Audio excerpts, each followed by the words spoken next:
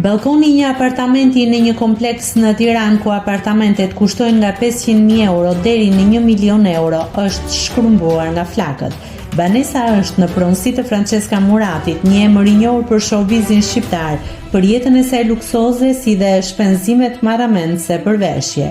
Sipas informacioneve nga shërbimi zjarfikës, shkak mund të jetë bërë një cigare e hedhur nga apartamentet më sipër.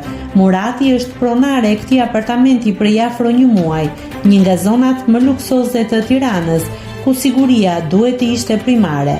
Zjarri është vënë minjëherë në kontroll nga shërbimi zjarfikës, duke e shkaktuar vetëm dëme materiale. Francesca Murati nuk ka reaguar ende lidhur me këtë incident. Nëse klikoni mbi butonin subscribe, do t'ju shfaqen të gjitha publikimet tona. Ju ftoj t'i bëni subscribe kanalit, të pëlqeni videot dhe të lini komentin tuaj.